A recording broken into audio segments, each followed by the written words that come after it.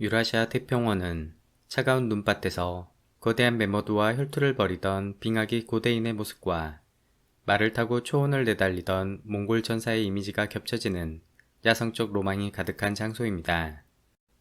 유라시아란 유럽과 아시아 대륙 전체를 지칭하는 단어이지만 광대한 스텝 초원을 중심으로 동유럽과 중앙아시아, 시베리아, 동북아시아 영역을 가리키는 의미로도 사용됩니다. 우리 한국인의 기원이 시베리아 대초원에서 시작되었다고 믿는 사람들이 많듯 과거 많은 유럽인들 또한 고대 아리아인이 시베리아 극지방에서 기원했다고 믿었습니다. 시베리아는 우랄 산맥과 알타이 산맥, 아무르 강을 경계로 서부 시베리아 평원, 바이칼 호수가 위치한 중부 시베리아 고원, 극동 시베리아로 구분됩니다. 또한 식생에 따라 최북단 용구 동토층의 툰드라, 울창한 침엽수림의 타이가, 풀과 덤불이 펼쳐진 광대한 스텝 초원, 사막 곤조지대로 구분할 수 있습니다. 이번 영상에서는 5만 년 전부터 3만 년 전까지 현생인류가 중동에서 유럽과 시베리아로 퍼져나가는 최초의 분산 과정을 살펴보겠습니다. 10만 년 전 중동으로 퍼져나간 해부학적 현생인류와 네안데르탈인 사이에는 기술적으로 큰 차이가 없었고 비슷한 세력을 유지하며 수만 년간 함께 공존했습니다. 하지만 7만 년 전 진보된 기술력을 가진 L3 하플로 그룹이 중동에 새롭게 등장하면서 힘의 균형이 깨졌고 중동의 네안데르탈인은 현생인류에 흡수되어 사라졌습니다. 중동의 현생인류는 지리학적으로 아나톨리아 고원을 넘어 유럽으로 진출하는 경로, 카카스 산맥 혹은 이란 고원을 넘어 시베리아 초원으로 진출하는 경로, 해안선을 따라 인도로 진출하는 경로에 세 가지 선택지가 존재했습니다. 해안선을 따라 동쪽으로 이동했던 그룹이 막힘없이 빠른 속도로 동남아, 호주, 중국까지 진출했던 반면 중동에 남겨진 그룹은 토로스, 카카스, 자그로스 산맥의 거대한 지리적 장벽과 산맥의 원주인 네안데르탈인에 가로막혀 오랜 시간 북부 지역으로의 확산이 지연되었습니다. 이는 현생인류가 기술력이 뛰어났더라도 작은 규모의 부족민만으로 북부 고지대의 낯선 환경에서 낯선 종족을 정복하는데 상당한 어려움을 겪었음을 짐작할 수 있습니다. 이라크 북부에 위치한 샤니다르 둥글은 네안데르탈인이 4만 5천 년 전까지 자그로스 산맥을 점유하고 있었음을 알려주는 중요 유적입니다. 특히 4만 5천 년 전 샤니다르 사무의 갈비뼈에는 장거리 발사체에 찔린 상처가 확인되는데 학자들은 이를 현생인류에게 살해나간 흔적이라고 믿습니다. 같은 시기 유럽의 질라티쿤, 오아세, 바초키로, 서시베리아의 우스트이심 네 곳에서 현생인류의 유골이, 그리고 중부 시베리아의 데니소바 동굴에서 현생인류가 제작했던 유물들이 동시다발적으로 나타납니다. 따라서 대략 5만 년 전 현생인류가 본격적으로 산맥을 넘어 유럽과 시베리아 중부 지역까지 진출했음을 알 수 있습니다. 이는 동쪽으로 이동했던 현생인류가 동남아시아를 경유해 중국에 도착했던 시기와 거의 비슷합니다. 4만 년 전 현생인류는 유럽 대부분을 점령했고 세련된 양식의 후기 구석기 오리냐크 문화를 꽃피웠습니다. 참고로 유럽의 후기 구석기 문화는 오리냐크 문화, 그라베트 문화, 솔루트레 문화, 막달레니아 문화 4단계로 구분합니다. 통상 오리냐크 문화와 그라베트 문화를 이끈 초기 유럽 현생인류를 크로마뇽인이라고 부르며 이들은 작고 납작한 양면날의 부싯돌 돌칼과 다양한 뼈도구들을 사용했습니다. 크로마뇽인을 대표하는 크로마뇽 1번 두개골은 3만 년 전 50세가량의 남성으로 직사각형 안아골과 커다란 턱뼈의 고인류 특징을 보여주며 이마에 커다란 섬유종 흉터가 남아 있습니다. 오리냐크 문화에서는 과거에 보지 못했던 극적 변화들이 갑자기 나타나는데 가장 대표적 예가 4만 년 전 홀레슈타인 동굴의 사자인간 조각상입니다. 조각상의 섬세하고 예술적인 아름다움과 고차원의 추상적 상징성은 진정한 현대인으로 부를 수 있을 만큼 정신적 성숙이 무르익었음을 잘 보여줍니다. 앞선 시기에 고인류 또한 추상적 사고와 예술성, 사후세계에 대한 인식이 존재했으나 상상 속 존재에 대한 종교적 상징성을 예술적으로 구현한 것은 사자인간이 최초라 할 수 있습니다. 또한 근처 포게레르트 석회암 동굴에서는 매머드 상하로 제작한 수십 개의 소형 조각품들이 발견되었습니다. 야생말, 매머드, 동굴사자, 곰, 바이슨과 같은 대형동물들이 정밀하게 묘사되어 있으며 사냥의 성공을 기원하는 샤머니즘 신앙을 엿볼 수 있습니다. 유럽의 초기 인류는 중동과 전혀 다른 혹독한 겨울 추위와 새로운 대형 사냥감에 적응해야만 했고 모든 생활의 중심은 사냥과 도축에 초점이 맞추어졌습니다. 이들은 물고기와 술록, 야생말, 사슴, 들소, 멧돼지, 거위 등 주변 동물들을 닥치는 대로 사냥했습니다. 다만 매머드의 경우 아직은 자연사한 개체를 수집하는 정도의 수준이었습니다. 동물은 생존에 필수적인 고기를 제공할 뿐만 아니라 의복과 도구, 천막 자재로 사용 가능한 털가죽, 힘줄, 뼈와 뿔을 제공했습니다. 크로마뇽이는 새뼈 혹은 상아를 깎아 피리를 만들어 불었고 슈바벤 동굴의 백조뼈 플루트와 홀레페스 동굴의 독수리뼈 플루트가 대표적입니다. 홀레페스 동굴에서는 세계에서 가장 오래된 35,000년 전 비너스 조각상이 발견되기도 했습니다. 특히 비너스 조각상은 유럽에서부터 중부 시베리아 바이칼 호수의 말타 뷰레까지 이어지는 유라시아 후기 구석기 문화의 동질성을 보여주는 중요 증거물입니다. 핸드 스텐실과 동굴벽화는 4만 년 전부터 스페인 엘 카스티오 동굴과 멀리 인도네시아 술라웨시 동굴에서 처음으로 등장했으며 3만 년 전 빙하기가 시작되면서 특히 스페인과 프랑스 동굴에서 많이 그려졌습니다. 핸드 스텐실은 고대인의 자의식을 표현하는 인장 혹은 샤머니즘 의식에서 용언을 봉인하는 의미를 갖는 것으로 추정합니다.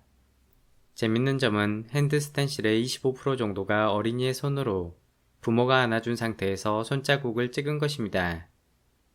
3만 년 전 프랑스 쇼베 동굴 벽화는 소름 돋을 만큼 뛰어난 예술성을 자랑하며 여러 동물들 중 동굴 사자를 가장 신성하게 여겼던 것으로 생각됩니다. 스페인 알타미라 동굴 벽화와 프랑스 라스코 동굴 벽화는 2만 년 전 막달레나 문화의 후기 작품에 속하며 작업 중 어둠을 밝히기 위해 사용되었던 돌 램프들이 함께 발견됩니다. 뛰어난 미술 양식과 음악, 샤머니즘은 동굴 안에서 신성한 종교 의식으로 통합되어 시연되었음이 분명하며 이들이 고도화된 언어 능력을 가지고 있었음을 증명합니다. 타부족과 교류 없이 단절된 채 소규모 군집 생활을 했던 네안데르탈인과 달리 현생 인류는 부족 간의 광범위한 소통과 끈끈한 연대 능력을 가지고 있었기 때문에 경쟁에서 우위를 점했을 것이라 추정합니다.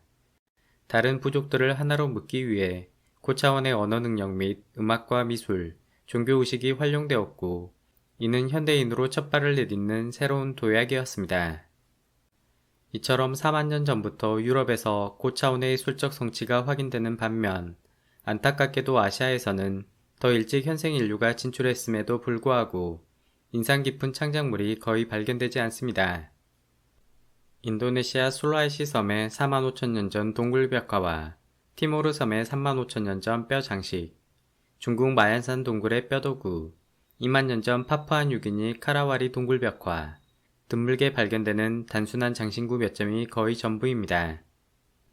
분명 호주 대륙까지 배를 타고 건너갔을 정도로 수준 높은 항해 기술을 가지고 있었음이 분명하지만 대부분의 예술 창작물이 유럽에 한정된 것은 학자들에게도 커다란 의문입니다. 아시아의 후기 구석기 유적은 석기 출토량 자체가 매우 희귀한데 이는 생존에 필요한 연장 대부분을 주변에서 쉽게 구할 수 있는 나무로 제작했기 때문일 것입니다. 대나무와 같은 유기적 재료들은 덥고 습한 산성 토양에서 금세 썩어 흔적도 없이 사라집니다. 아마 초기 아시아인은 주로 나무 섬유를 엮어 만든 수준 높은 생활용품과 목각의 술품, 움막집을 제작했을 가능성이 높습니다. 하지만 만약 대륙 간 초기 현생인류 사이에 문화예술적 격차가 실제로 존재했다면 이는 도전과 응전의 결과물일 가능성이 있습니다. 동쪽 해안가 경로의 분사는 비슷한 환경에서 큰 변화와 경쟁자가 없는 무난한 삶이었던 반면에 북쪽 유라시아 대륙으로의 진출은 고난과 투쟁의 연속이었을 것입니다. 실제 크로마뇽인의 뼈에는 거친 삶을 살아간 부상의 흔적들이 흔하게 관찰되며 골격이 굵고 평균기 또한 남성 176cm, 여성 163cm로 상당히 컸습니다. 작은 덩치로는 네안데르탈 인과의 전투 및 대형 동물 사냥 중심의 거친 생활에서 살아남기 어렵기 때문에 골격이 큰 사람들이 성선택 혹은 자연 선택되었을 가능성이 있습니다. 유라시아 현생 인류의 최초 유골들은 네안데르탈 유전자 비율이 오아세 1번 8%, 오아세 2번 6%, 바초키로 4%, 질라티쿤 3.2%, 우스트이심 2.6% 정도로 상당히 높은 편이며 다소 네안데르탈인을 연상시키는 고풍스러운 특징을 가지고 있습니다. 하지만 이후 고인골에서는 네안데르탈 유전자 비율이 현대인과 거의 차이가 없을 정도로 빠르게 낮아지며 현생 인류가 유라시아로 진출한 이후부턴 더 이상 네안데르탈인과 관계를 맺지 않고 이들을 제거했던 것으로 생각됩니다. 4만 5천 년 전 우스트이심 대퇴골은 서시베리아 이르티시 강변에서 발견되었으며 뼈의 탄소 동위 원소 비율을 조사한 결과 주로 민물고기를 섭취했던 것으로 확인됩니다. 당시엔 간빙기의 따뜻한 날씨였고 5만 년 전쯤 중동에서 카카스 산맥을 건너 러시아 볼가강, 카마강을 따라 북동 경로를 통해 이곳에 도착한 것으로 생각됩니다. 고대엔 말이 가축화 되지 않았기 때문에 시베리아 스텝 초원에서 생존과 확산은 강줄기가 절대적으로 중요했습니다. 만약 강이 없는 광활한 초원에서 길을 잃고 배야 할 경우 굶어 죽기 십상이었을 것입니다. 다행히 시베리아에는 볼가강, 카마강, 오부강, 예니세이강, 레나강 지류들이 넓게 퍼져 있었고 고인류 유적 대부분이 강 근처에 위치합니다. 최초의 유라시아의 이주 물결인 우스트이심, 질라티쿤, 오아세, 바초키로 고인골은 모두 현대 유럽인에 대한 유전적 기여도가 매우 낮은 것으로 조사됩니다. 우스트이심을 비롯하여 오아세 1번, 질라티쿤 유골들은 현대인에게 발견되지 않은 멸종된 목의 N, 북의 K2 하플로그룹에 속했고 S&P 검사상 유럽인 및 아시아인 어디에도 속하지 않았습니다. 바초키로 유골은 총 44개체로 매우 다양한데 3만 5천 년 전 후기 유골은 유럽인에 가까운 반면에 4만 년 전 초기 유골은 특이하게도 동아시아인 및 아메리카 원주민의 더 높은 친화력을 보여주었습니다. 벨기에 고에트 동굴의 3만 5천 년 전 고에트 116개체의 경우에도 4만 년 전 중국 테니안 개체와 높은 유전적 친화력을 보여주어 학자들을 당황시키기도 했습니다. 다만 이들 초기 유골들은 모두 아시아계와 유럽계로 분화되기 바로 직전의 최초 이주 그룹으로 현대인과 유전적 관련성이 낮기 때문에 어떠한 의미를 부여하기엔 무리가 있습니다. 이러한 현상은 초기 유럽계와 아시아계의 분화 과정이 단순하지 않고 여러 단계, 여러 그룹들 간의 복잡한 확산 과정으로 진행되었음을 시사합니다.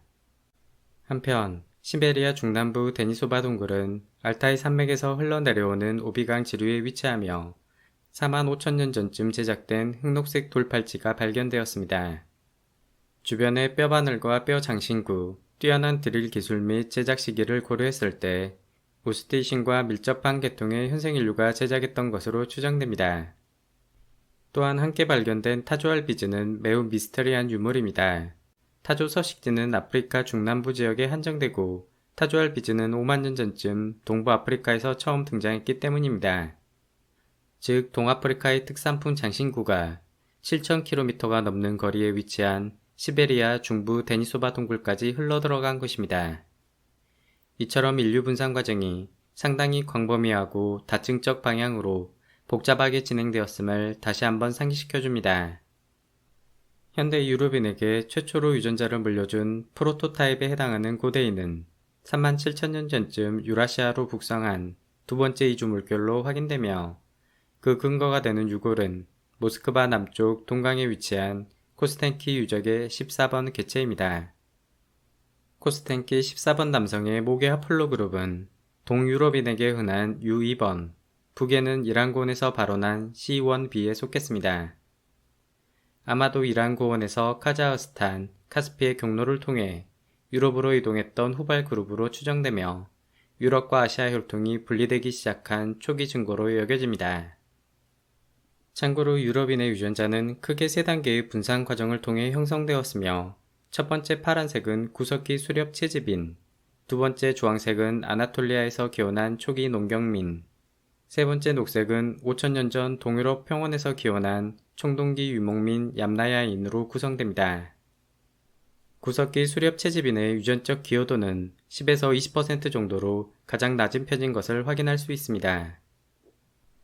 코스텐키 유적은 오리냐크 문화의 부싯돌 돌칼부터 그라베트 문화의 동물 조각과 비너스 조각상까지 후기 구석기 문화의 광범위한 동질성과 변화 양상을 잘 보여주며 특히 25,000년 전 60마리의 매머드 뼈로 만들어진 엄청난 규모의 원형 구조물이 인상적입니다.